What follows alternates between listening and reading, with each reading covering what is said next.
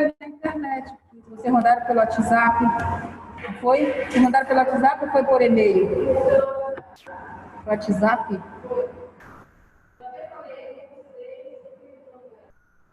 Como?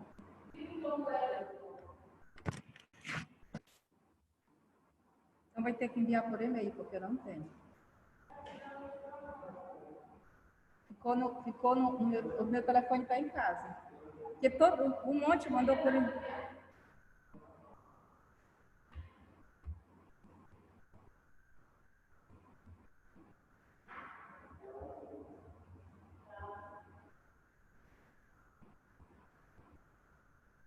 Boa noite.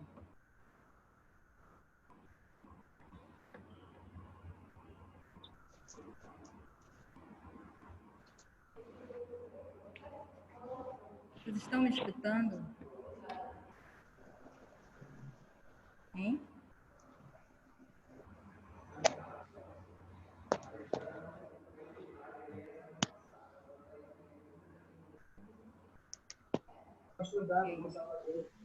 Eu vou apresentar trabalho aí. Sim, sim. Não, apresentar trabalho, sai fora. Eu não vou te incomodar. Olha, o pessoal está escutando bem, nós vamos ligar a caixa de som, tá? Porque aí dá para sentar aqui e apresentar, e vocês podem ver daqui o pessoal, ouvir-nos, e quem está apresentando senta aqui, entendeu? Aí vai dar certo. Só sair dessa emaranhada de fios.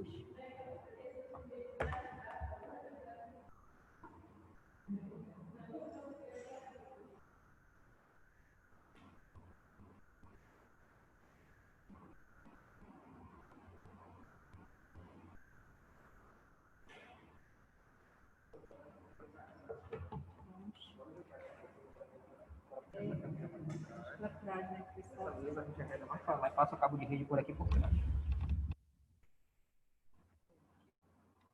Vou dar o som aqui, né?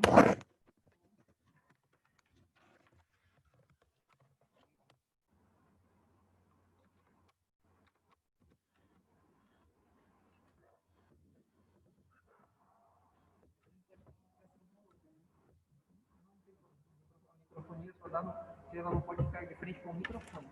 Vou tirar ele pra cá. Com tanta tecnologia, ainda vai acabar com essa quantidade de fio. Pelo amor de Deus, né? E agora? Só tem uma entrada. Vai sair o microfone, pelo jeito. Né? Eu acho que dá para sair o microfone. Vou falar com ele. Será que se a gente conseguir falar sem o microfone, vocês escutam? Eu vou testar, ok? Vocês me respondem se está dando certo. Professora, tá muito baixo o seu áudio. Tá, vou tirar o microfone e vamos tentar sem ele, só na caixa de som.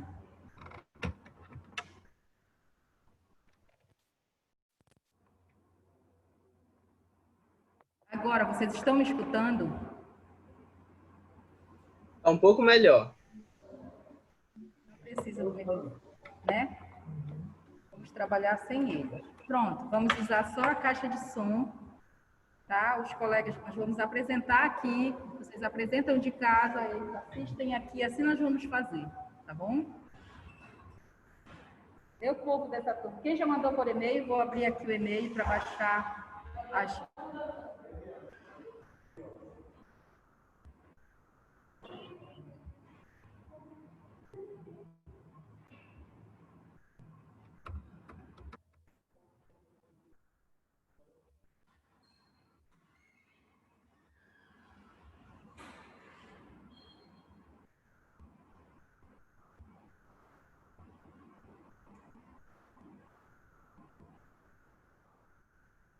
A internet é uma bênção.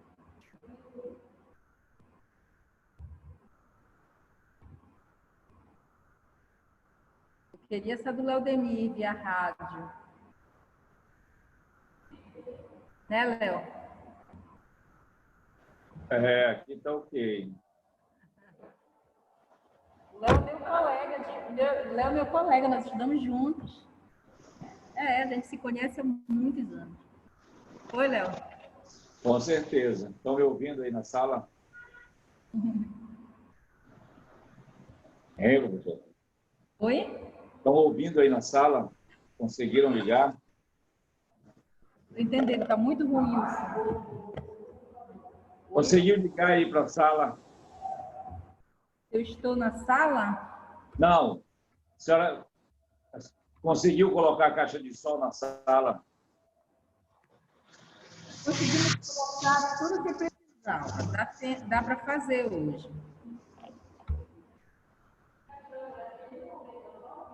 Vão aqui na câmera do computador. O que eu estou falando, vocês sentam aqui, apresentam. Quem está aí, assiste daqui o slide, vê vocês apresentando. E eles vão ver pelo computador, porque a câmera está ligada. E vão apresentar de lá e vocês vão escutar porque a caixa está ligada. Fica melhor do que daquele jeito que... Deixa eu baixar aqui o slide dos colegas que eles mandaram por e-mail, Léo, tá? Léo e o pessoal que está em casa, os outros. Mas tá, como vocês já sabem, aquela velocidade a internet, né? Com todo esse temporal. Prof, a minha internet tá um pouco lenta, então se cair, só aguarde um pouco que eu vou dar um jeito de voltar. Okay. Gabriel Monteiro Examais daqui. Você? Vou baixar.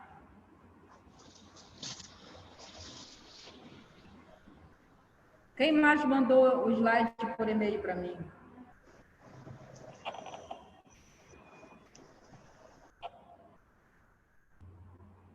Carregando. Prof, eu ainda não lhe enviei o slide. A senhora pode colocar no chat o seu e-mail? Oi? Eu ainda não Eu estou sem internet. Eu vou postar, só sem celular, eu vou botar no chat, tá? Tá.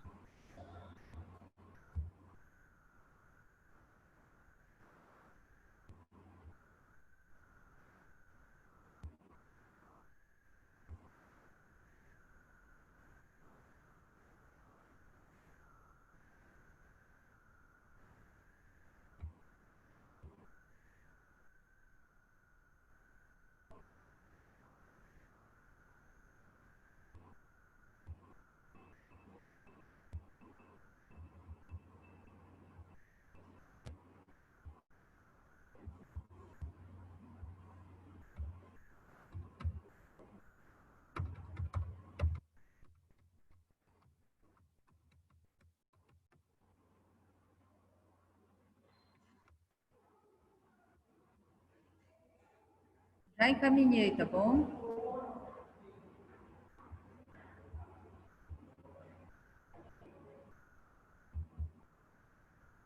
Esse é o primeiro grupo da criptomoedas.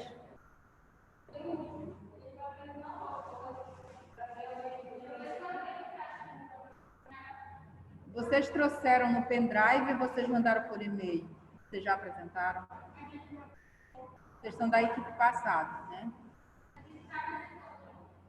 Vai se apresentar hoje ou tu és da equipe passada? Vai se apresentar hoje ou tu és da equipe passada?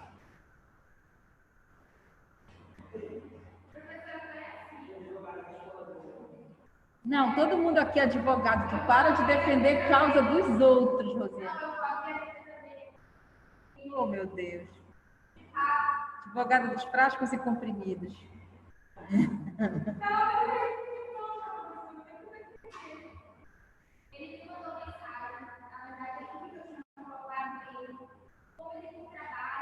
Prof, já enviei pelo seu e-mail.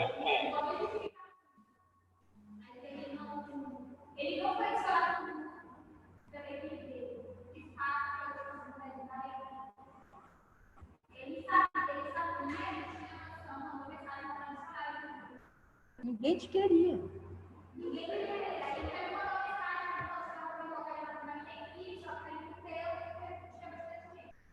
Essa equipe aqui é de vocês.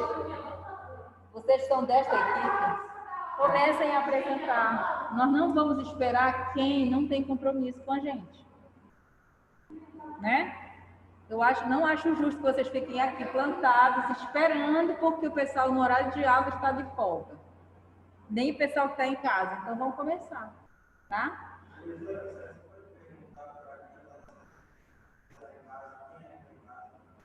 Deixa eu olhar quem está em casa.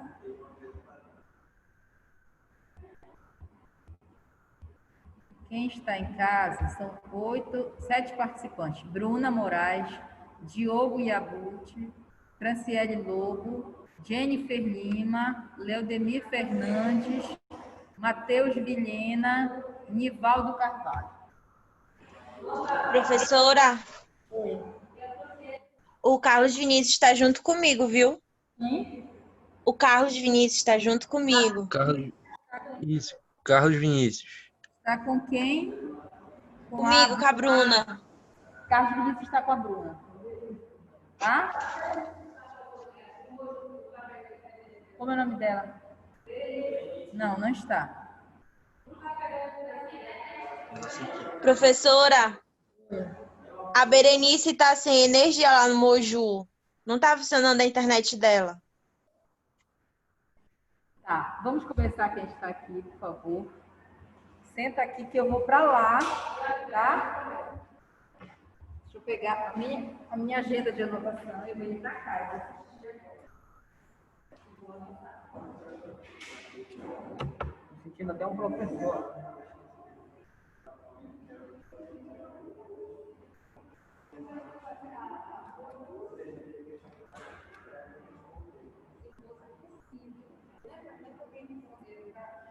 Posso começar, professor?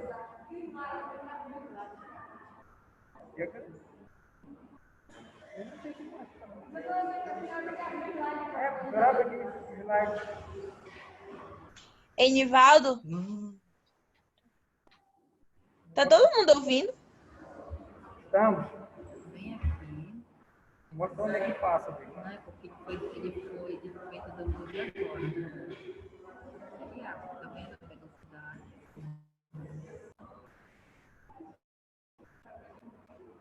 Não, o teu tá aberto. Tá aberto.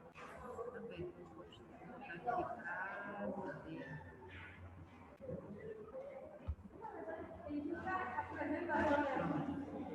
E onde passa, filho? Aqui? É aqui que passa? Pode passar aqui embaixo agora. Pode passar embaixo, Tá. tá?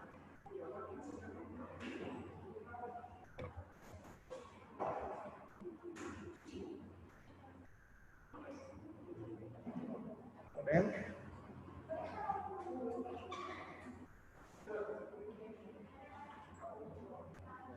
Já, professor?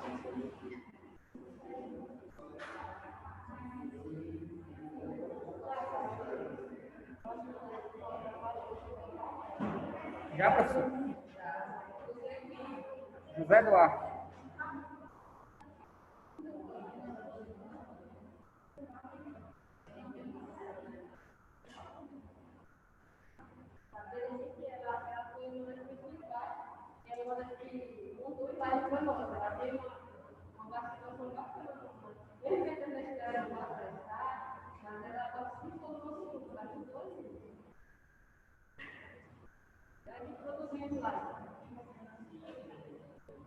Já, professor?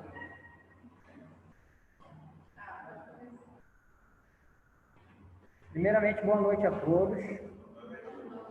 A nossa equipe é composta pela Ana Prado, pela Bruna Moraes, pela Berenice Trindade, pelo Carlos Lobato, pela Franciele Lobo, pelo Gabriel Monteiro, pelo José Duarte, que sou eu, pelo Leodemir e pela Rosane Parente. O tema do nosso trabalho é criptomoeda, possibilidade de garantia de processo mediante medida cautelar de aresto ou penhora. Devido a esse tema ser um tema muito atual, e para melhor entender esse assunto, separei alguns pontos que eu achei importante falar antes de começar a introdução. Primeiro, o que é criptomoeda? Para entendermos o que é criptomoeda, temos que entender primeiro o que é moeda virtual. Moeda virtual é a moeda que a gente utiliza hoje, quando a gente passa o cartão, quando a gente paga um boleto pelo celular. É o dinheiro que a gente tem no banco, mas que a gente pode sacar a qualquer momento. Essa é a moeda virtual. A criptomoeda também é uma moeda virtual, só que é uma moeda que só existe na internet. Ela é independente de banco, ela é independente de qualquer instituição, ela não tem vínculo com países nem com ninguém. Ela é totalmente independente. O nome criptomoeda, ela é a fusão da criptografia, que é uma tecnologia de segurança utilizada no processo dela, e da moeda, no caso, do dinheiro, que significa dinheiro protegido ou alguma coisa do tipo. E o tema também trata do Aresto ou penhora, que também tive dificuldade em compreender, eu fui pesquisar. Aresto ou penhora significa apreensão do bem, e no caso é a apreensão da criptomoeda. Em especial que trata no nosso artigo, o Bitcoin. O Bitcoin é a moeda mais conhecida hoje. Ela é uma entre mais de 6.000 tipos diferentes de criptomoeda que existe no mundo todo. Agora eu vou partir para a introdução. O artigo faz abordagem acerca dos aspectos jurídicos com relação ao pedido cautelar de aresto ou penhora de criptomoeda, como são denominadas as moedas virtuais, em especial o Bitcoin, tendo como público-alvo advogados e juízes, com o objetivo de garantir o melhor embasamento do pedido em medida cautelar de aresto ou penhora para a garantia de processo. Agora a colega que vai dar continuidade.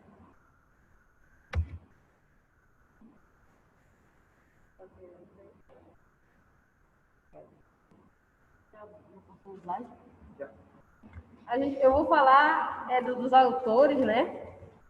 Que é o nome dele é Oscar Valente. Ele é juiz federal em Copom de Canoa, do Rio Grande do Sul.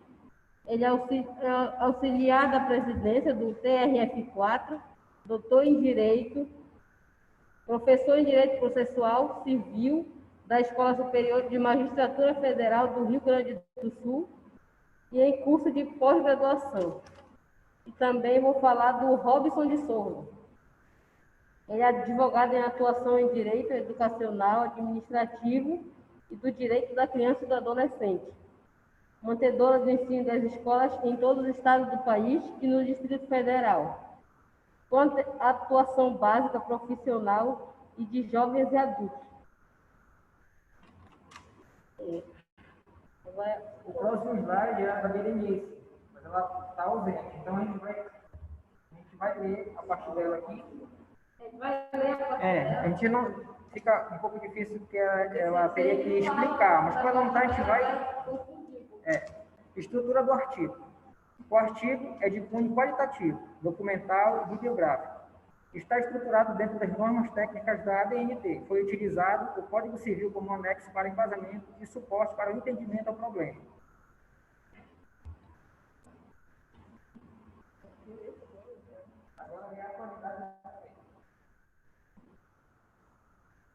Bom, a minha parte é a atualidade do tema e o que eu escrevi foi: não se pode negar de forma alguma a atualidade do tema abordado neste artigo. Trata-se de uma inovação no mundo econômico que só foi possível por causa da tecnologia que na atualidade cresce exponencialmente. As transações de criptomoedas e seu armazenamento são feitas através de processos extremamente complexos e virtuais, impossíveis de serem feitos por homens, o que muito se vê na atualidade. O que eu quis dizer aqui foi que não se pode negar que esse é um assunto muito atual, até mesmo porque se você for assim para o século passado, não tem. Para a década passada, está começando. Então a gente vê que é muito atual. Não é uma coisa que você vai, eu vou estudar a história de tal coisa, não. E a outra coisa que eu quis dizer foi: as transações de criptomoedas e armazenamento são feitas através de processos extremamente complexos e virtuais. Como o José disse, criptomoedas. Cripto está se referindo à criptografia, que é utilizada para a segurança dessas moedas virtuais. Então, são processos que envolvem logaritmos e coisas muito... Não tem como, por exemplo, eu aqui, como eram feitos antigamente. Por exemplo, eu trocava dinheiro. A gente estudou isso em História no ensino médio, o que as pessoas sentavam em bancos e trocavam dinheiro de pessoas que vinham de outro país. Ah, eu vou trocar 1 euro pelo dólar. Só um exemplo, mas não era assim antigamente. Aqui não. São feitos processos de blockchain e criptografia. Blockchain eu acho que é assim que se fala. As transações. Ele joga para um livro, é como se fosse um livro registro gigante. E lá tem as transações do mundo inteiro. E lá cada pessoa vai e tirar o seu. Então, e só se vê isso hoje. Então, a gente pode ver que é muito atual esse tema, porque antigamente não era possível esses processos extremamente tecnológicos e virtuais. E agora eu vou passar...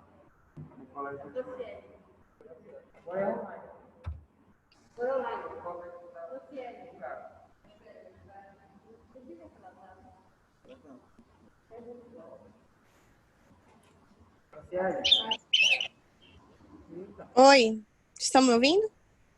Estamos sim. Tá, vou começar.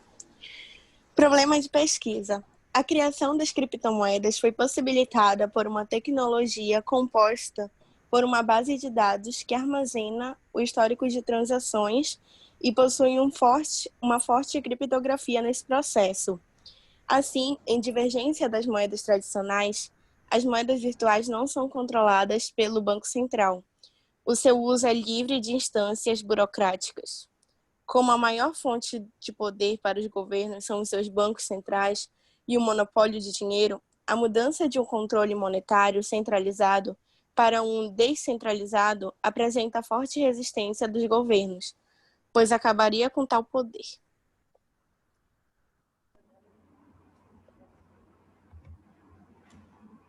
Agora é a Bruna. Vocês estão me ouvindo? Sim. Tá. O meu é sobre os objetivos da criptomoeda. As criptomoedas nada mais são do que moedas virtuais, utilizadas para a realização de pagamentos em transações comerciais. Ou seja, possuem a mesma função de comprar mercadorias e serviços que as moedas já conhecidas por nós como o real e o dólar. Uma criptomoeda é um meio de troca, podendo ser centralizado ou descentralizado, que se utiliza na tecnologia do blockchain e da criptografia, para assegurar a validade das transações e a criação de novas unidades da moeda.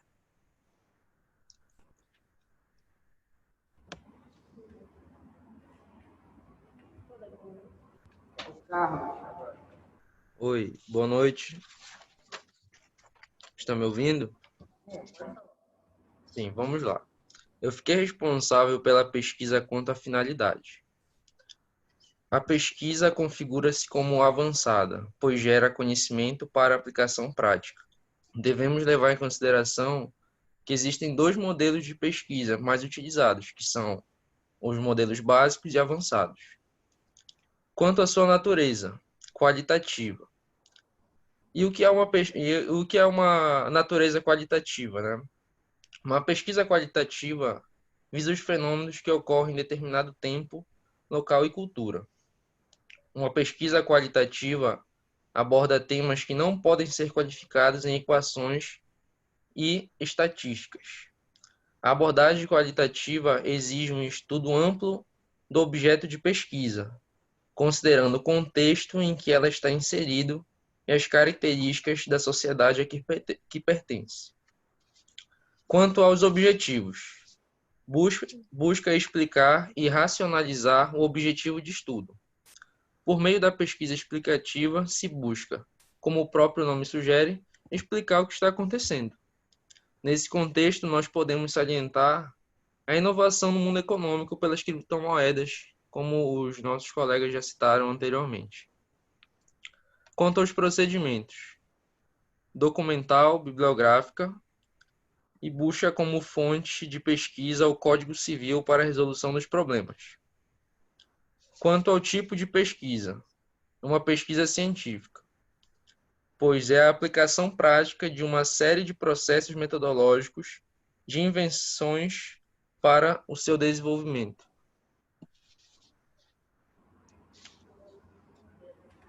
Obrigado, Carlos.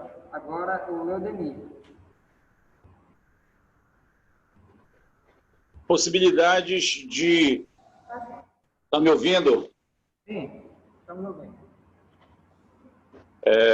Possibilidade de reprodução dos resultados obtidos. Caso realizemos esse mesmo trabalho de pesquisa hoje, provavelmente os resultados obtidos seriam muito parecidos, pelo fato de até então não haver uma lei que trate especificamente da criptomoeda. Cada país está tratando de como trabalhar, de como usar, e no Brasil ainda há um atraso muito grande, mas também há um investimento muito grande em criptomoedas. Obrigado.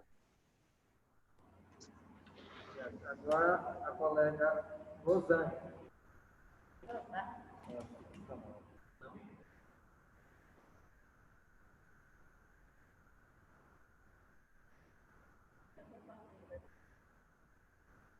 Sugestões de trabalho futuro.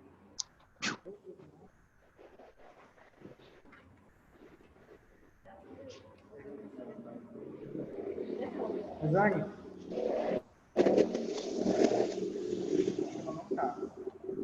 Vamos pular aqui. Sugestões de trabalho futuros. É importante uma nova pesquisa sobre o tema criptomoedas, no momento em que for sancionada uma lei específica sobre esse tema para garantir o melhor entendimento do alcance. Hoje, no caso, nós não temos uma lei que trate especificamente da criptomoeda. Todavia, já existe um projeto de lei transitando na Câmara que vai tratar disso. Então, será muito importante refazer uma pesquisa dessa, futuramente, quando for sancionada a lei, para que a gente possa entender o alcance dela.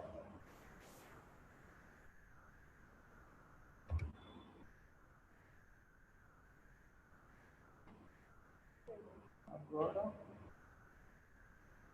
conclusão.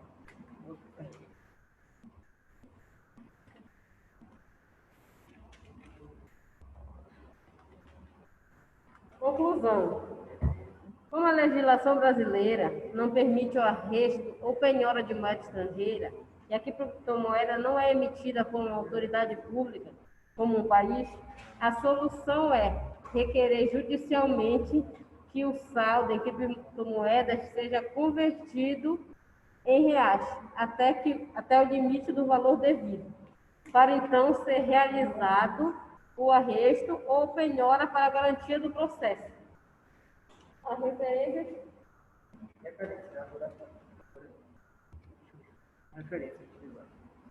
As referências foram Oscar Valente, penhora de criptomoeda, e Robson de Souza, criptomoeda, possibilidade de garantia de processo mediante medida cautelar de arresto ou penhora. E também o Wikipedia, que essa semana agora, esse trabalho estava da semana passada, mas como não deu para ser apresentado, né, eu estudei um pouco mais no assunto. Gente, alguém tem alguma pergunta? Se a gente puder responder. Não? Então, esse foi o nosso trabalho. Muito obrigado.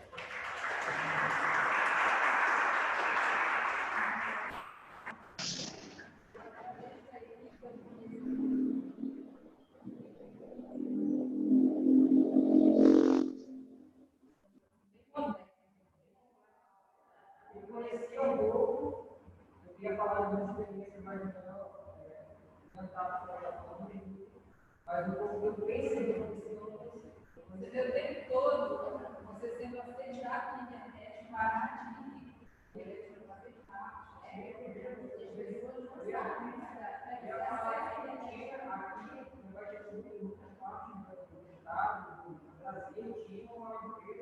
que estão fazendo processo de investimento, como é e tal. Aí esse mesmo processo aí de ajuda penhora, quando a empresa começou a Não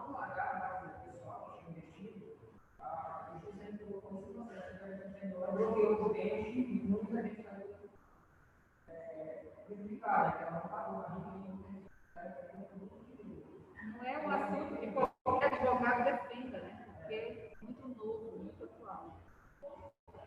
Quem é o próximo aqui? Vocês têm um slide em pendrive, vocês têm... Ah, então vamos tirar esse aqui.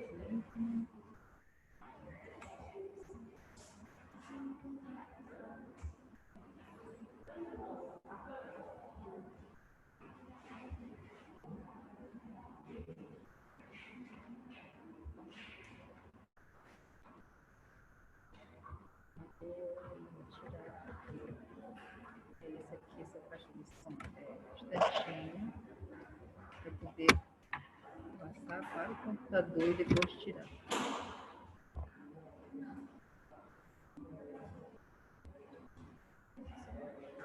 Tem um nome que está no slide, de conteúdo que está bem em cima, mas ele não vai apresentar.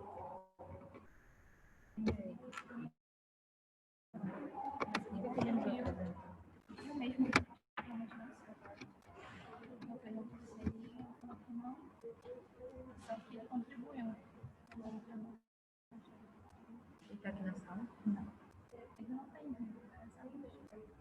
acho que é mais por isso que ele Não está com o problema. Ele pode apresentar de casa, não? Qual é o trabalho de vocês aqui? Esse metodologia?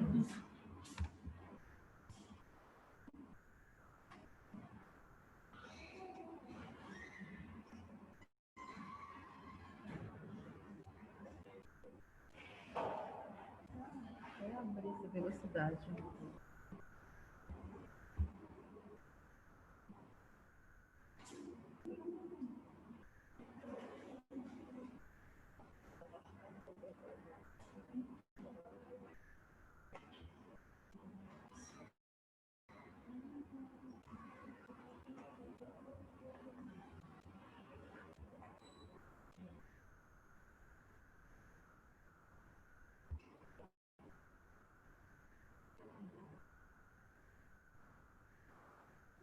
Professora, qual vai ser a equipe agora?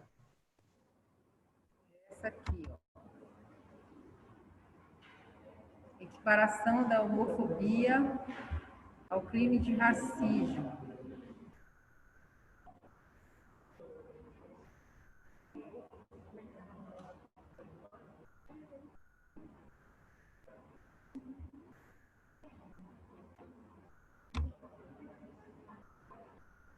Pronto.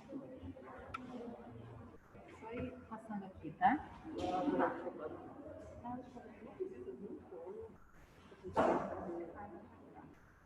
Boa noite. O tema do nosso trabalho é equiparação da homofobia ao crime de racismo. Os integrantes sou eu, Átila, Alisson, Iris, Carol, Antônia, Rayara, Patrícia e Vladimir.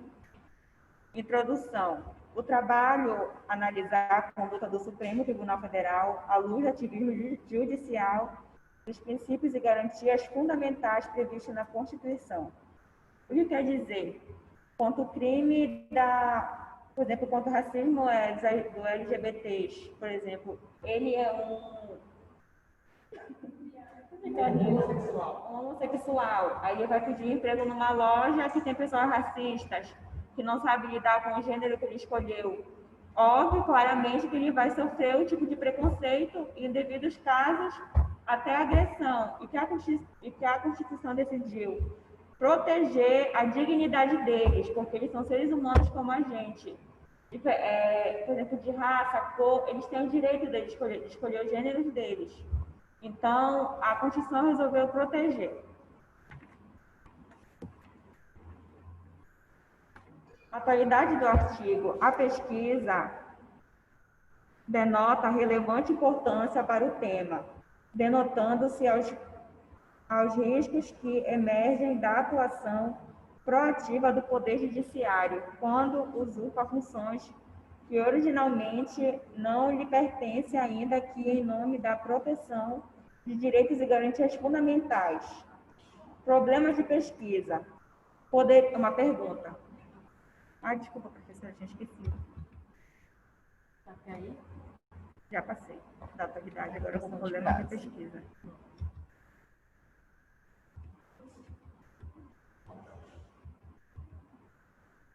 Volta aqui. Volta aqui no programa de pesquisa. No programa de pesquisa, volta lá.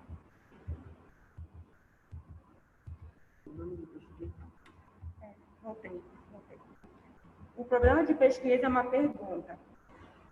Poderia o Poder Judiciário agir de forma proativa e expansiva para criminalizar uma conduta sem que o poder competente editasse leis específicas para o caso? A resposta seria sim, pois o racismo é crime inafiançável e imprescritível, segundo o texto da Constituição, e pode ser punido o indivíduo que cometeu um crime contra uma pessoa homossexual, lésbica.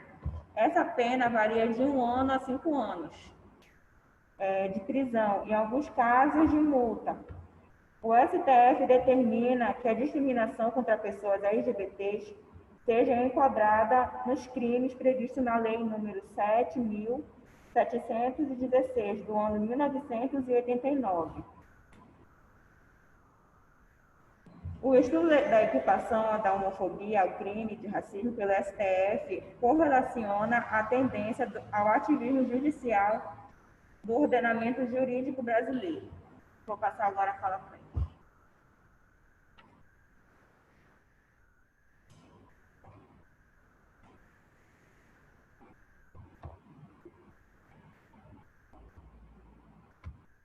Bom, eu vou ler.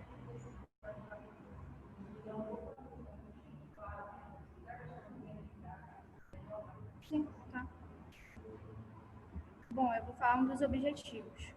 Confirma a hipótese inicial de impossibilidade do STF agir proativamente e expansivamente para criminalizar uma conduta sem que o poder competente editasse lei específica para tal. O estudo da equiparação da homofobia ao crime de racismo pelo Supremo Tribunal Federal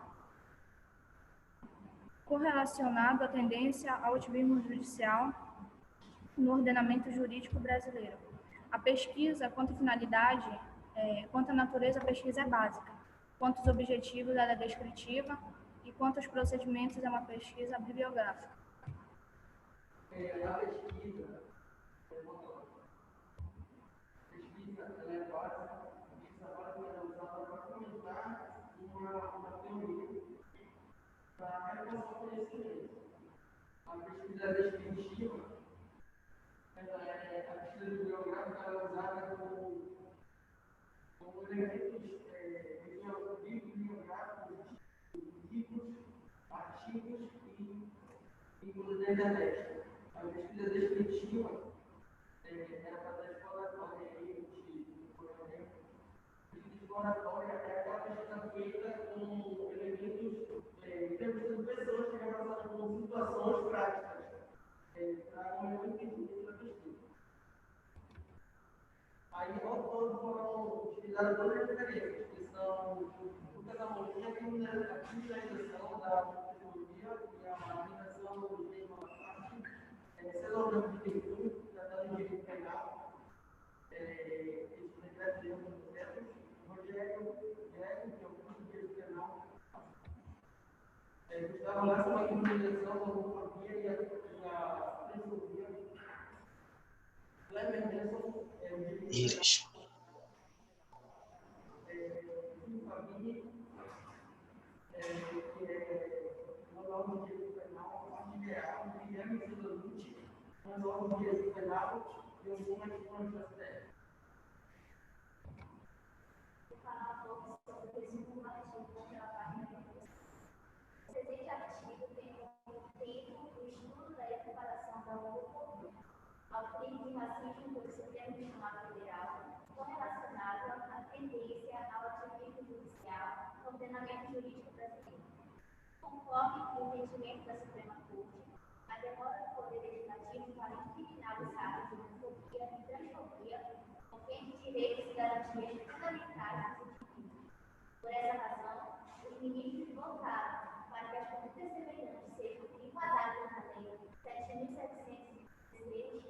1989, Lei do Racismo, até que o Congresso Nacional saia da emenda. Não se pode negar que os grupos LGBTQI+, são diariamente violentados de formas diferentes. Contudo, questiona-se se agir com acerto do Supremo Tribunal Federal ao expandir sua atuação para criminalizar a homofobia e a lesbofobia, reclamando em funções que não lhe são comuns. Diante disso, impera o seguinte questionamento: poderia o Poder Judiciário agir de forma proativa e expansiva para criminalizar uma conduta sem que o poder competente prestasse a lei específica para o caso? Vamos fazer a parte do nosso artigo que vai tratar sobre o municipal. O entendimento do STF tem que parar o crime de racismo. O Supremo entendeu que usou que é constitucional criminalizar a homofobia nos termos do crime de racismo. Porém, essa decisão do STF ela bate o que corresponde à atuação do direito dos três poderes, né, da divisão dos três poderes. Executivo, legislativo e judiciário. Ela ultrapassa o seu limite de atuação. Isso causa uma grande polêmica no cenário político nacional, dentro de grupos mais conservadores, grupos sociais, grupos religiosos, né? E porque esses grupos eles entendem que essa decisão do STF ele fere a Constituição porque ele vai gerar uma série de questionamentos, né, sobre o poder da liberdade de expressão religiosa, né, dos textos religiosos, vai mudar a forma como são organizados, por exemplo, os banheiros públicos, a divisão de banheiro masculino e feminino, né, os vagões especiais para as mulheres nos trens, né, a forma como hoje é passada a educação sexual nas escolas, né? E por outro lado, comparar o crime de homofobia dentro dos termos do crime de racismo, ele vai gerar um grande problema, porque o crime de racismo ele não prescreve, né? Então ele vai puxar crimes, se vingar, vai puxar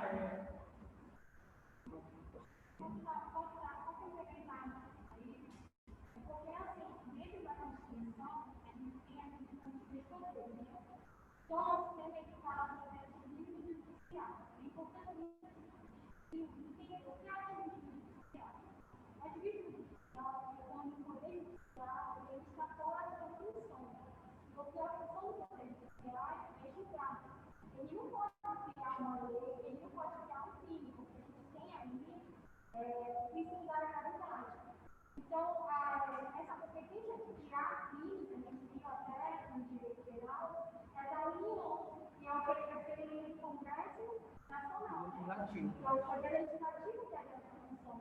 Então, quando ele vai criar um crime, ele vai ter declaração, vai surgir sérios problemas, porque o Poder Legislativo ele se ofende.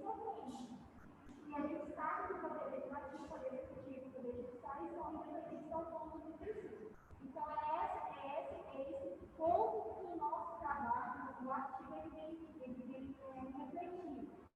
Se está correta essa decisão do STF, se o STF ele pode extrapolar um poder que ele tem, entrar em outro poder. Se ele pode ter uma função que não é dele, que é do outro poder. Então, é isso que o nosso ativismo vai querer buscar essa resposta.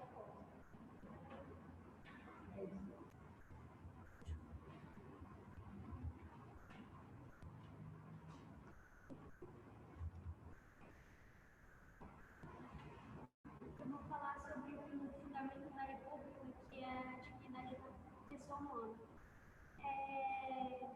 É um valor, consiste, né, a dignidade da pessoa humana consiste no valor fonte do nosso ordenamento jurídico, e dar base a todos os direitos existentes dispostos, né, no ordenamento constitucional vigente no país. Atrelado a ele, tem um outro direito que é alegado lá no artigo 3º, inciso 4, que dispõe sobre a promoção do bem de todos sem preconceito. Esse dispositivo ele trata de o objetivo da República, consagrando aí a importância da igualdade, dando ao Estado a responsabilidade de buscar reduzir as disparidades existentes dentro do país por meio de mecanismos legais que têm como intenção proteger os direitos fundamentais e impedir a incidência de atos atentatórios.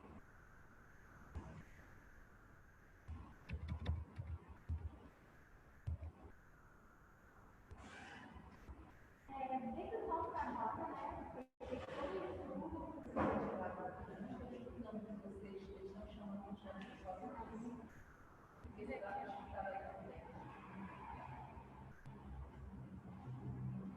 então, concluiu, né, a partir dos estudos, de tudo que foi apontado, no entendimento dos autores aqui desses artigos, eles entenderam que é inconstitucional essa atitude do STF fazer essa equiparação ao crime de racismo. Porque é como se o STF estivesse criando um novo crime, né? Então, eles entendem, aqui dentro do artigo, eles entendem que isso não seria possível, né? E a problemática do artigo era essa. Será que o STF ele poderia fazer essa equiparação?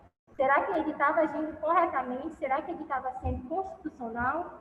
E eles, aqui dentro do artigo, eles entendem que não. O STF ele não pode extrapolar uma função que não é dele. Até porque dentro da Constituição está dizendo, né, que é privativo legislar sobre crimes é o Congresso Nacional, é o Poder Legislativo. Então, conclui-se isso.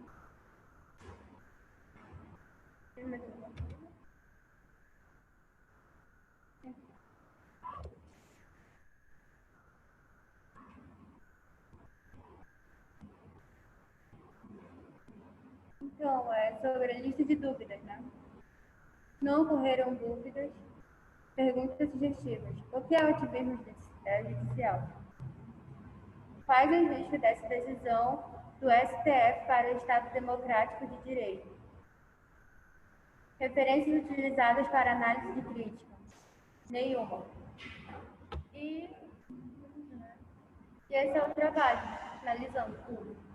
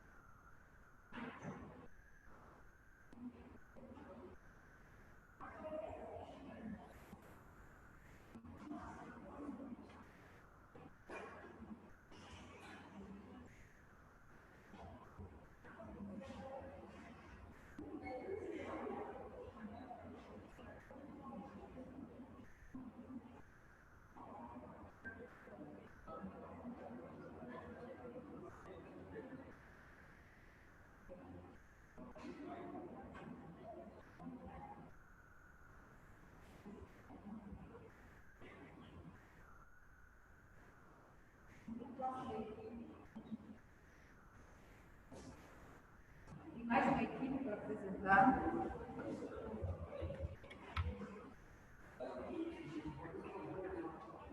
Pendrive, né? Peraí, fechado.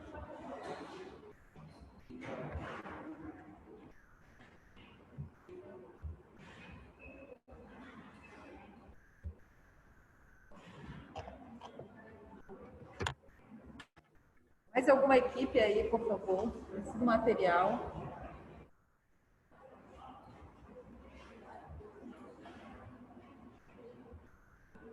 Tem pendrive aí?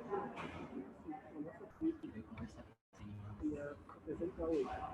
Porém, a Mamita teve que acabou fazendo consulta e o Hélio, ele pediu problema pessoal de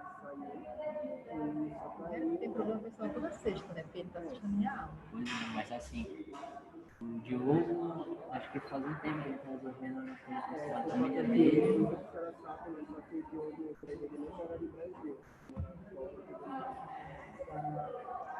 Professora, da equipe de tributação e capacidade contributiva online, tá eu e o Diogo aqui. Anderson, Eliabe e Erasmo estão aí na instituição. Quem está falando? Eu não devo ser. Pois é, aí no caso, a Thalita também era da nossa equipe, a Thalita não fez. Entendeu? A gente fez, aí no caso cada um ficou com 2, 3 questões. Só que o Hérico saiu, ele está com 2 questões, e eu estou com 2, tu tá com quantas, mano? Ele tá com 2 também, parece. Aí, tipo, Manu, Thalita, a Manu tá com qualquer Manu, tá? Aí o Diogo também. O Diogo tá aí, né? Aí o Hérico saiu, a Thalita não fez. Quem é que está ausente de fato? O Diogo está aqui. A Manu está fazendo uma consulta, o Hérico e a Thalita. Vocês não têm como apresentar sem eles? Não, a gente tem, mas só que vai faltar as questões dele, entendeu? Professora, assim, professora, preste atenção aqui em mim. A gente vai apresentar do jeito que der, mas vai ficar faltando talvez 1 ou 2 questões. Não, faltar mais questões, faltar porque são quantas pessoas? São 3 pessoas, cada um. Porque, tipo, a da Manuela, eu posso tentar cobrir. Sim. Eu posso tentar, não é uma coisa certa. Eu vou me esforçar aqui, porque ela tá com problemas de área e tal, que ela teve que acompanhar os pais dela, até Belém, que eles foram fazer exame, e ela não podia ficar sozinha. O Diogo está aí também, né? Diogo também. Sim, tô aqui. Então, quem vai falar? Professor, só pra mim constar, não tem nenhum barulho, tipo, daqui da minha casa, porque aqui do lado tem um bar, que eu tô na principal, mas não dá pra ouvir aí? Não dá pra ouvir nada, mano, tá de boa. Que bom, que bom. É a Thalita e o Hérico, né? E a Manu também que não... Não, a gente vai tentar cobrir a Manu. Então, os dois. Vocês apresentem, vocês mantêm a nota de vocês, auxiliem a colega de vocês que está com problema, e os demais perdem o trabalho, porque eles sabiam que tinha que estar aqui. Tá ok, prof. Erasmo? Tem o pendrive para colocar aqui ou está no e-mail? Matheus, eu vou ficar com a da Manu. Tá ok, mano. O nome Quem mandou para mim? Fui eu que mandei pra senhora o arquivo do PDF. Como é seu e-mail? Mateus Vilhena 65. Mateus com TH, aqui bem aqui. Ah. Não, sem TH, é sem o H, é normal.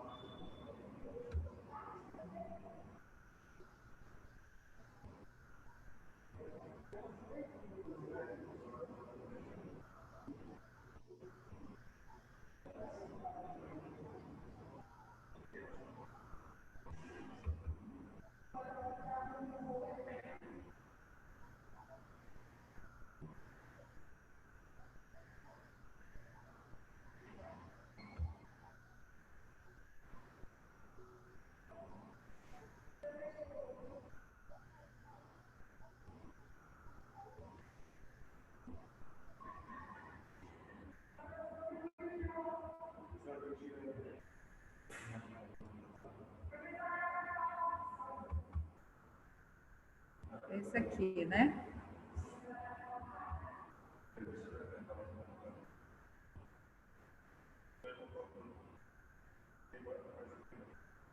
Esse mesmo, professora.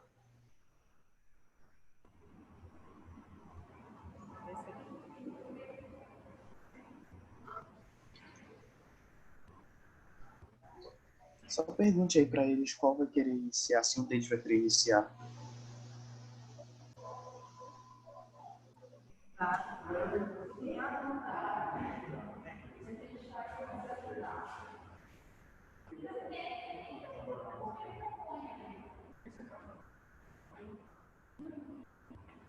Boa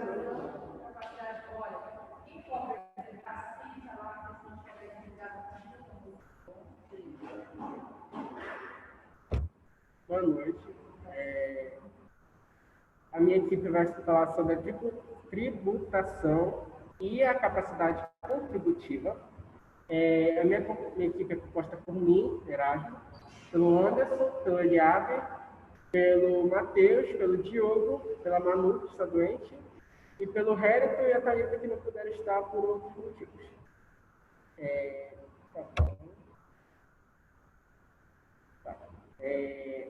A partir da Constituição Federal de 19... Posso tirar mais? A partir da Constituição Federal de 1946, o princípio da capacidade contributiva ganhou destaque no ordenamento jurídico brasileiro. Por quê? Porque ela tinha um efeito característico que ela inibia o legislador pátrio na instituição de tributos que concedem o mínimo existencial. Perdão, travou a língua.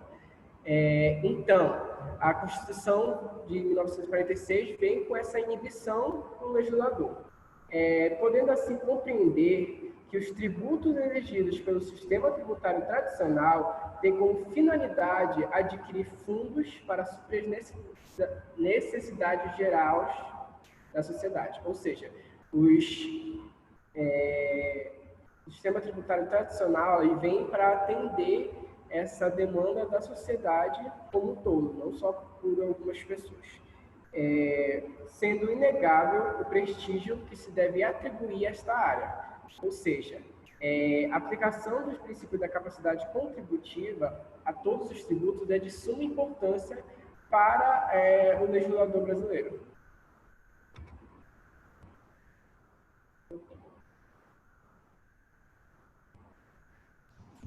Sou eu agora. Boa noite, pessoal. Agora eu, Matheus, vou dar continuidade ao trabalho, falando um pouco sobre o autor. Dá para me ouvir?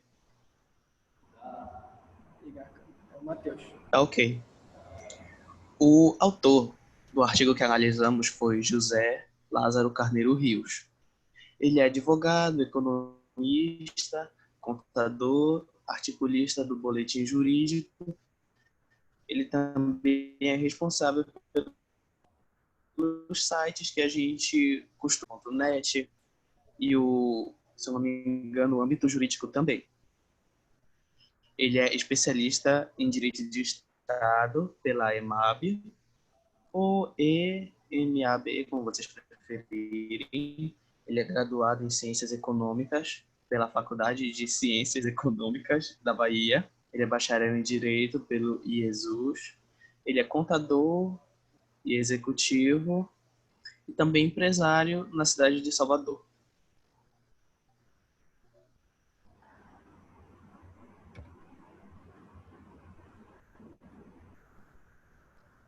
Matheus, que ficou com essa? Tá, essa daqui, como eu acho que não teve um responsável assim direto, eu vou tomar para mim ela. A estrutura do artigo é que eu vou falar agora, é a terceira questão. O artigo que nós analisamos, que é sobre a tributação e a capacidade contributiva, ela possui a introdução dela e no contexto, logo de cara já dá para perceber que ela não faz uso assim de formas matemáticas ou de figuras para poder utilizar na dinâmica do conteúdo.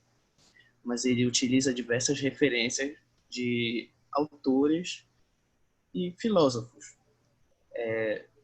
Um dos mais famosos que eu encontrei no texto foi o Luiz Barroso e o Aristóteles, e também teve o Rui Barbosa. Uma das citações que ele faz sobre o Luiz Barroso é onde ele fala o seguinte, que não é incomum a existência formal e inútil de constituições que invocam o que não está presente. Ele utilizou essa frase no intuito de explicar justamente a questão da tributação e da capacidade contributiva da seguinte forma, porque como vocês já devem saber, uma pessoa que possui uma renda alta vai, digamos, utilizando um exemplo assim, banal, uma conta de luz. Uma pessoa que tem uma renda alta vai pagar, digamos, R$ 1.000 numa conta de luz. Claro que uma pessoa que tem uma renda baixa, um trabalhador autônomo, não vai dar conta de pagar tudo isso. Então, eles aplicam essa questão da capacidade contributiva, buscando não afetar o mínimo existencial da pessoa. E ele faz uma crítica a isso utilizando essa frase do Luiz Barroso, já que o que a Constituição invoca não é exatamente o que acontece. Pode passar.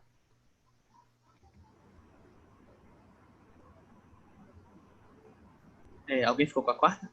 Ou eu falo também? Acho que é tu também. Oi? É tu também. Tá, vou falar sobre a atualidade do tema. A questão da tributação de capacidade contributiva ela foi alvo de várias afirmações e questionamentos e, claro, uma analogia com a condição brasileira, já que a tributação no nosso país ela é diretamente proporcional à necessidade da arrecadação do Estado e o exercício de coerção. Só que a justiça, diante os súditos dela, não devem esse mesmo estado de desconhecer, já que o exercício desse poder, no caso de arrecadar através do imposto, ele deve atender justamente a capacidade de cada um com a questão como é mesmo? A questão do imposto. Cada um tem que pagar de acordo com sua capacidade. Ele deve ser, como eu falei antes, deve ser levado em consideração um mínimo existencial, que é a questão da igualdade proporcional, onde um deve inferir na capacidade de subsistência da própria pessoa. Pode passar.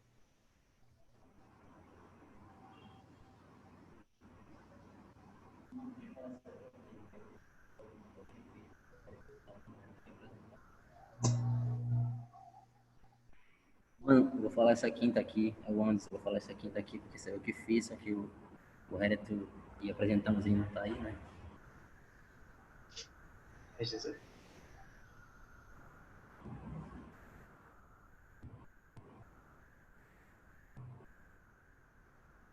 Bom, pessoal, boa noite. Problemática da pesquisa, né? A problemática da pesquisa, ela consiste, antes de tudo, em um fator social, que incomoda a maioria das pessoas de forma profunda, mexendo com o seu psicológico, por se tratar de algo que pode atingir sua família. Afinal, que família vai ter uma vida tranquila e com uma qualidade, pelo menos básica, sem nenhum mínimo existencial, que é focado aqui no mínimo existencial, estão tendo, no caso, milhões de famílias vivendo na pobreza e o governo muitas vezes não tem feito nada por elas.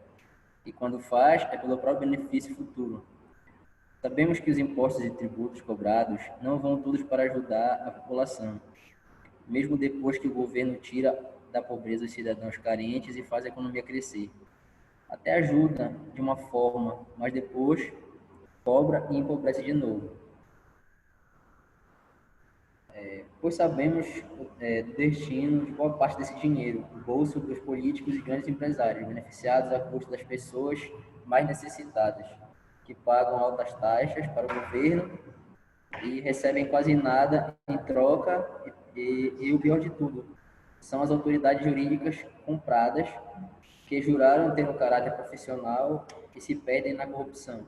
Legisladores a serviço de corruptos, vendidos por propinas, dinheiro que os políticos deveriam usar para ajudar, todos usam para enriquecer, deixando uma ferida enorme na Constituição e nas pessoas que estão na extrema pobreza, não seguindo as leis e nem tendo dignidade e caráter, deixando de perceber que faz mal a si próprio quando faz ao próximo, né? Taxas são cobradas erradas de forma injusta, favorecendo os mais ricos, apoiados por políticos e juristas corruptos que deixam de lado a Constituição e o caráter, beneficiando-se do dinheiro público, enquanto a população morre de fome, frio, doenças não tendo total apoio daqueles que escolheram como representantes, mas a justiça ainda prevalece, mesmo com falhas, ainda funciona para aqueles que não merecem estar onde estão. Só pensam em si próprios, cometem um dos crimes mais sujos que existem e enganam a população, principalmente a parte da população menos informada, que não tem acesso à educação, não tem acesso e não tem acesso direto e contínuo à informação, no caso. Quem quer ficar com a sexta? É o Matheus ou é o Diogo? Sexta é comigo. Beleza.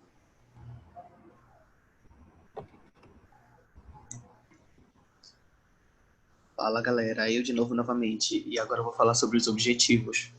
Esse artigo ele tem como maior objetivo discorrer sobre o intuito do princípio da capacidade contributiva na ordem jurídica tributária, tornando o mesmo mecanismo para a busca de uma sociedade mais justa, onde a maior tributação recaia sobre aqueles que têm maior riqueza, como eu expliquei ainda agora sobre aquele exemplo que eu dei da compra de luxo, sendo baseado em conceito econômico e justiça fiscal, visando tratar os iguais de maneira igualitária e os desiguais de maneira desigual.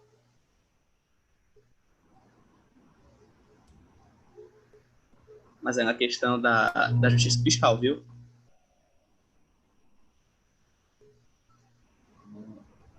A sétima, a gente vai pular?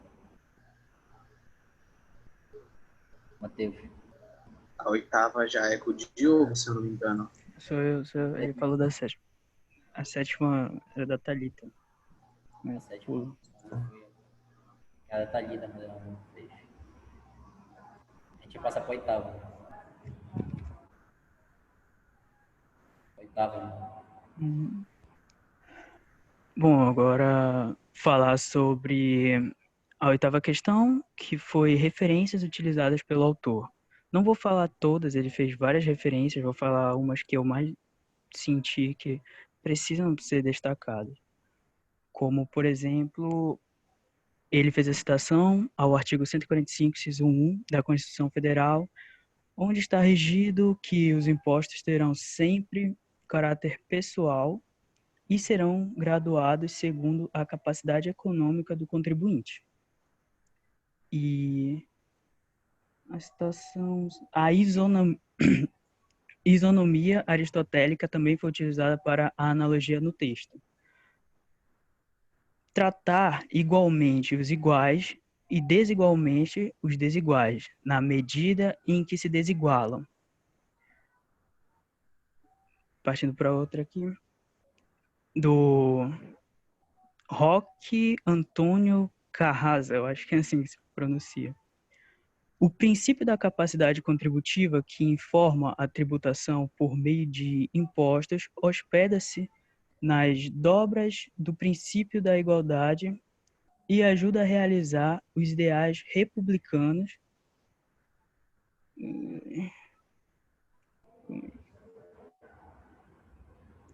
realmente é justo e jurídico que quem, em termos econômicos, tem muito, pague proporcionalmente mais impostos que aquele que tem pouco. Bom, basicamente, a maioria das citações que ele fez é referente à contribuição, à capacidade contributiva, que ele tenta relacionar, dizer que aqueles que têm muito, em tese, né, deveriam pagar mais do que aqueles que não detêm de um capital tão abrangente assim. Passa para a próxima. Já, mano? Já. Quem que fez a nona? Eu. Tu também? É. Bom, agora eu vou falar do resumo do artigo.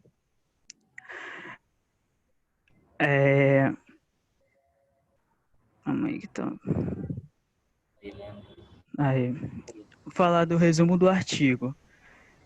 E o artigo fala sobre tributação e capacidade contributiva. O princípio da capacidade contributiva integrou-se no ordenamento jurídico nacional com o objetivo de inibir o legislador pátrio na instituição de tributos que atentem contra o mínimo existencial. O que é o mínimo existencial? O mínimo existencial é um conjunto de direitos fundamentais que garantem a uma pessoa uma vida digna. Por exemplo, direito à alimentação, à saúde, à educação. Esse é o mínimo existencial. E, bom, seguindo, é necessário neste início analisar o ordenamento jurídico tributário de nosso país. O trabalho, esse estudo proposto, é essencial para a compreensão da aplicabilidade do princípio constitucional da capacidade contributiva. O que é esse princípio? Esse princípio é baseado em um conceito econômico de justiça fiscal. Seu principal objetivo é a busca de uma sociedade mais justa e igualitária, impondo uma tributação mais onerosa para aqueles que detêm um capital mais abrangente, ou seja, os ricos. Bom, e ele visa tratar de maneira igualitária os iguais e os desiguais de maneira desigual. Basicamente fez a analogia do aristotélica. Bom, e desse conhecimento deriva a cognição dos princípios teóricos que norteiam a tributação e a sistemática tributária. O sistema tributário tradicional compreende os vários tributos que um país adota a fim de prover os recursos requeridos para a satisfação das necessidades coletivas.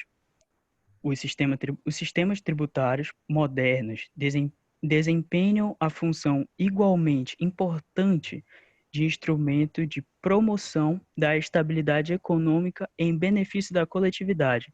Bom, aqui ele quis dizer que a função dos sistemas tributários modernos é promover uma estabilidade econômica em benefício da coletividade, ou deveria ser assim. Bom, deseja-se que a tributação seja proporcional à capacidade econômica. Bom, está dizendo aqui o que o artigo em tese quer falar, que a tributação deveria ser proporcional à capacidade econômica, porque é muito triste a realidade onde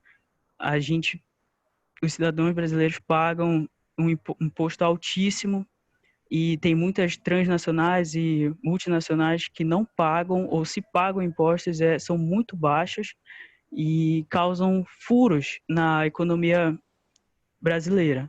E a conta para tapar esses furos é jogada sai do bolso do proletariado, do trabalhador brasileiro, enfim. E está relacionada ao princípio da igualdade do valor justiça, ressaltando que, ao contrário da identidade, que é absoluta, a igualdade é relativa, sendo necessário um critério concreto de comparação. Pronto, pode passar. Já, mano? Já acabou a minha. A tua, né? Bom, pessoal, a possibilidade de reprodução desses resultados obtidos, né? Assim, eu vou tentar resumir isso aqui que eu fiz de uma forma assim mais objetiva. A gente sabe, né, que a situação do Brasil, o governo, tanto nessa época quanto nas épocas passadas, ele nas épocas anteriores e hoje em dia principalmente, o tributo ele vem aumentando, os impostos vêm aumentando de forma absurda e quem sofre mais com isso são aqueles que não, no caso, os mais necessitados, os carentes, aqueles que não podem contribuir, muitas vezes contribuem, mas no caso o Estado, a União, não retribui essa contribuição deles, os impostos e tributos. E assim, a gente vê que o contraste disso, dessa pobreza toda, dessa situação, a gente vê que tipo assim, tem esse contraste, né? O contraste disso é o exemplo que a gente vê todos os dias de grandes empresários sendo beneficiados por certas leis, por políticos em troca de favores políticos, grandes empresas também, né, que se favorecem, e eles acabam, esses grandes políticos e grandes empresas acabam esquecendo, e lembrando só nas épocas das eleições dos cidadãos carentes, acabam esquecendo e se lembrando na época das eleições, e cidadãos acabam ficando esquecidos e eles ficam numa situação assim que eles não recebem esse pouco investimento que muitas das vezes eles contribuem com o governo, tanto o imposto quanto o tributo. E a gente percebe hoje em dia, principalmente, né, que o aumento do desemprego, o aumento da pobreza contribui para que essa desigualdade seja maior ainda e para que esses cidadãos tenham cada vez menos esse mínimo existencial, né, que teria que ter pelo menos isso para poder ter uma condição de contribuir com a União, né, uma condição de contribuir com a tributação, com os impostos, e isso não acontece. Assim, não se vê uma ajuda da justiça por parte do Poder Judiciário, não se vê um empenho maior por parte do Legislativo, não se vê a criação de leis, né, para beneficiar esses cidadãos que passam mais necessidade, na verdade todos, né, mas principalmente aqueles que precisam da atenção. E assim, a possibilidade de reprodução existe, sim, com a união, não a desunião política, mas a união política, tanto dos municípios quanto dos estados, todos, porque geralmente os políticos e as grandes empresas se unem geralmente pelos próprios favores políticos, por questões econômicas, né? E essa união dos estados e municípios não ocorre, e isso acaba fazendo com que ocorra uma desunião e assim não ocorra essa criação de projetos, de leis, entendeu? Então, se houvesse essa união, se houvesse um empenho da União, no caso do próprio Estado, no contexto nacional, dos estados também, dos municípios, se houvesse uma dedicação maior por parte dessa, tipo assim, deles, a união com o Poder Judiciário, a união com o Poder Legislativo, mas com o Poder Judiciário seguindo uma linha reta, uma linha comprometida e honesta com os cidadãos, entendeu? Não se deixando vender por propinas, principalmente também o Poder Legislativo, não se deixando vender por propinas também, entendeu?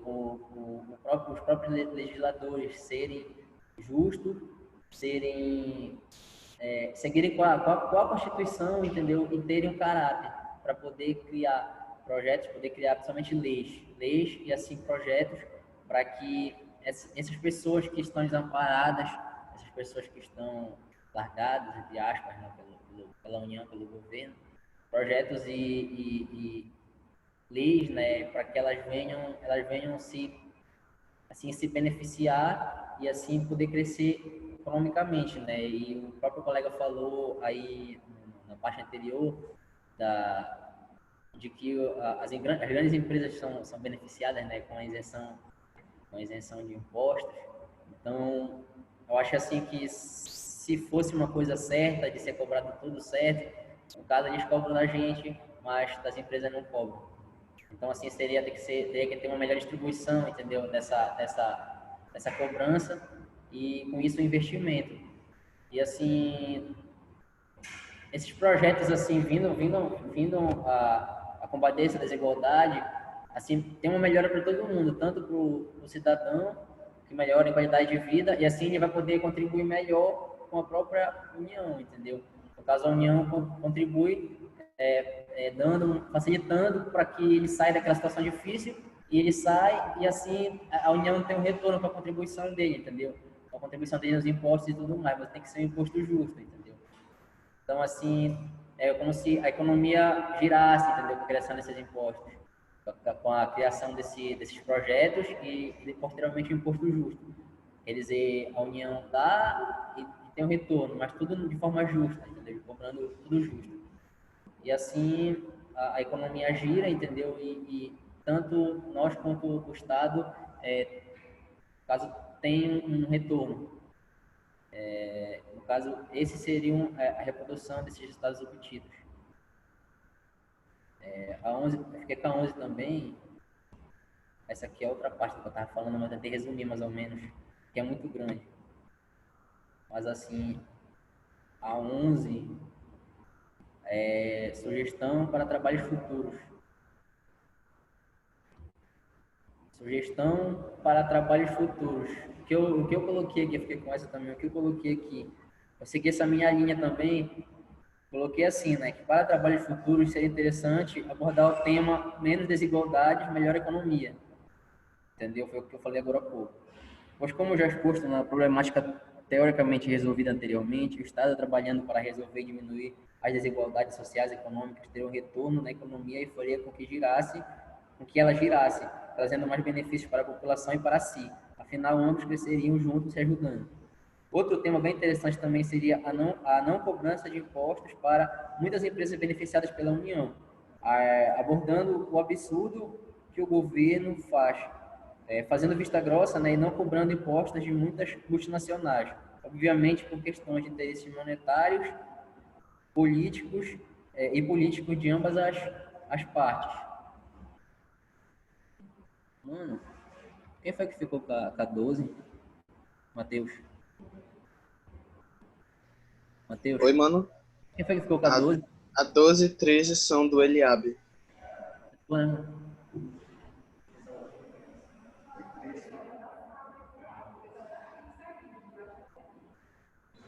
A música importa é o que estava aqui.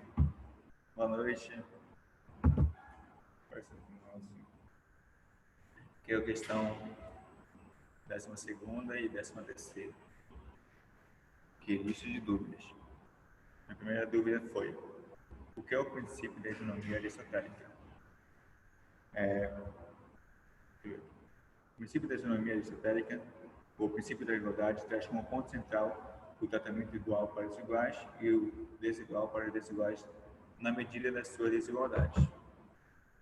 Já foi falado pelos colegas aqui, né? Mas eu posso dar um exemplo para vocês aqui. Vamos dizer que até aqui é um muro. Eu, com 1,89 m de altura, bem alto, né? Tem um colega com 1,40 m de altura. Nós somos desiguais. Então, para o colega ver para o outro lado do muro, ele precisaria de uma cadeira para chegar ao meu nível. Então, esse seria o tratamento desigual para os desiguais. Ao contrário, se dois de mim, né, no caso, da mesma altura, seria um tratamento igual para os iguais, entendeu? Desigual para os desiguais, indiferença. Igual para os iguais, tudo pelo certo, entendeu? O que São Tomás de Aquino entendia por imposto justo e imposto injusto? Tá. São Tomás de Aquino entendia que o imposto justo seria aquele que não fosse absurdo, que viesse em benefício do bem comum. Um exemplo, segurança das terras. Como, por outro lado, seria injusto que o homem pagasse imposto pelo fato de o mesmo tirar a liberdade do ser humano de ser livre. Então, São Tomás de Aquino entendia que ele não acreditava muito em imposto justo. Ele acreditava que o imposto ele tiraria a liberdade do ser humano, porque é imposto. Então, a pessoa tem uma obrigação de fazer essa coisa. E ele acreditava que, no mínimo, seria justo se fosse para a segurança das terras, comparado com aquela época. Comparado com essa época, São Tomás de Aquino diria: olha, se seria justo vocês pagarem imposto para a segurança, policiamento, para o exército. Isso seria imposto justo. Mas, ao contrário disso, seria imposto injusto, porque tiraria, como eu já disse, a liberdade que todo ser humano tem. Aqui, para a 13ª. Perguntas sugestivas. Qual a finalidade deste artigo? A finalidade deste artigo é de alertar a sociedade sobre a dignidade da pessoa humana em relação ao mínimo existencial.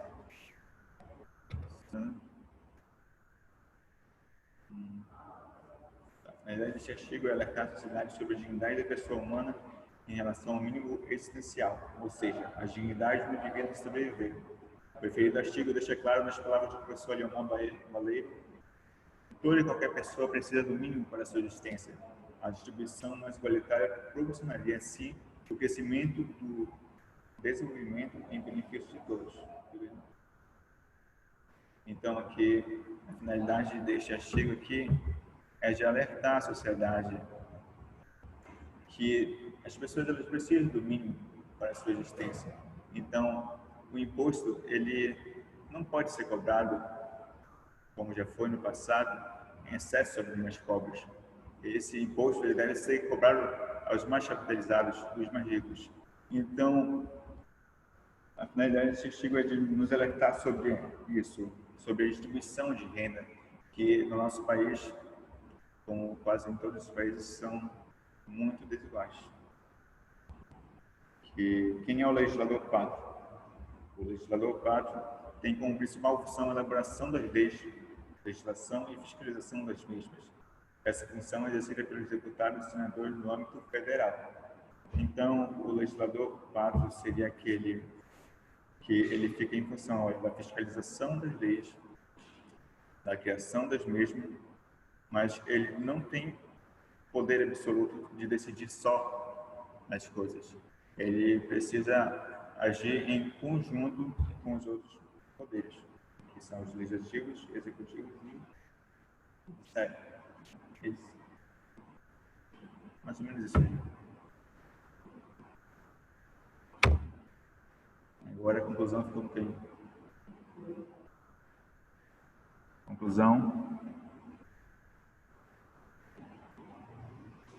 Era com a Rebeca, mas tá sem luz com o Miri.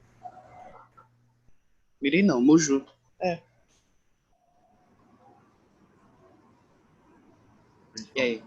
Eu falo então? Se não quiser, fique à vontade. O Tá bom, eu falo. Aqui, tá? O Erasmo vai falar, não te preocupe. Tá ok.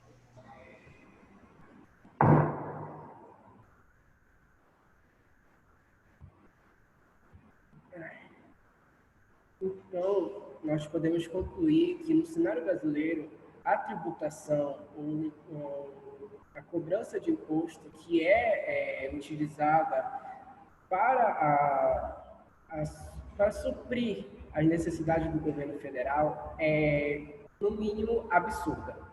Porque um exemplo disso é como é que o Pará, que tem uma das maiores produções de energia do Brasil, paga todo esse imposto em energia que nós pagamos. É uma total ironia, digamos assim. Então, a tributação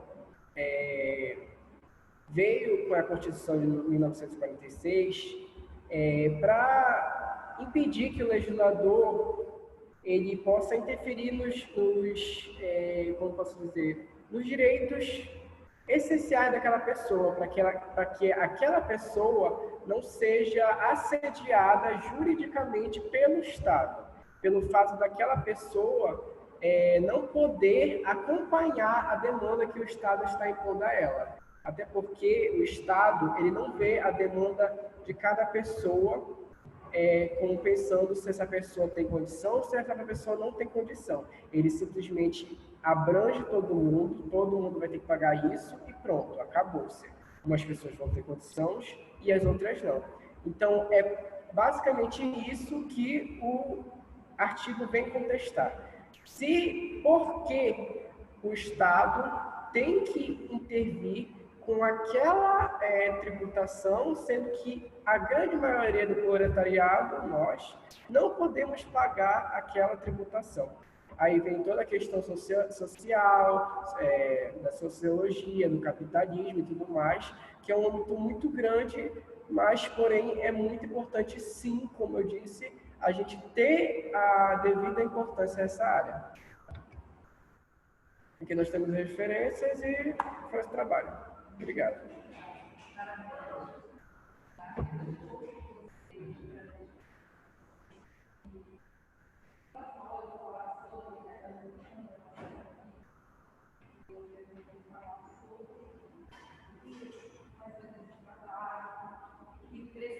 Que a gente reflita sobre as aplicações. Mas, assim, com relação ao artigo de vocês exatamente, ele traz uma realidade, ele vem tratar da realidade social de uma situação que a gente vivencia, e é lamentável, como você disse, por exemplo, a hidrelétrica de Tucuruí, as pessoas estiveram em Tucuruí e é uma desigualdade absurda a que é exposto o povo de lá. Né? As pessoas pagam uma energia altíssima, mais cara. Professora. Oi? Sem falar também na questão de algumas transnacionais, quando vem para o Brasil, a maioria não paga imposto. E esse furo que fica devido a elas não pagarem o imposto recai nas pessoas que têm por obrigação pagar esses impostos. Verdade. É verdade.